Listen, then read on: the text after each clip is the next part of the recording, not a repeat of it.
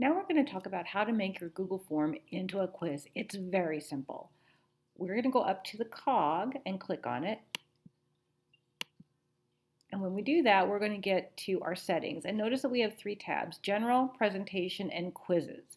So that's where the magic happens, but we're going to talk about a few things you might want to think about regarding quizzes in your general settings. So I always like to collect email addresses. That just helps identify who everyone is, and it can make it easy to communicate with people if you need to. Depending on why you're doing the quiz, if it's for your classroom, you might want to restrict it to Concord Public Schools, and then you can decide whether you want to limit the quiz to one response. And probably likely you will want to do that most of the time, but there could be times when you're giving the quiz as kind of something to see how students are doing, and you want them to be able to take the quiz multiple times to show competency. You also want to think about, can the respondent edit after submit? That might be useful if you think that students might not be able to finish the quiz in one sitting, simply because they can't. That allows them to go back. Seeing the summary charts and text responses probably isn't useful in this situation.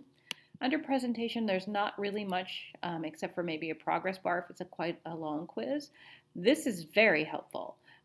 Shuffle the question order. As long as you don't have any dependencies built in within the questions, then you can shuffle the question order so that your students don't get all the same questions right in order.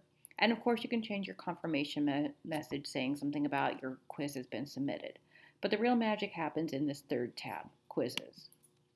And all you need to do to turn a Google form into a quiz is simply click this slider, and suddenly it's a quiz.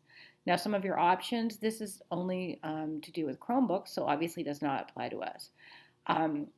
You have a choice whether you want to release the grade immediately to your student. I believe they get an email with their grade. And if you've chosen checkbox or multiple choice type questions that have specific correct answers, then that might be a good option for you. If you've included some questions with open responses, either short or paragraph responses, you may want to release the grade later after you've had a chance to manually review what the open response was. And then you have the opportunity, based on what you'd like them to do, to see missed questions, to see correct answers, and to see point values. Of course, when you're done, you'll need to save. And once you do that, now your Google form is a quiz.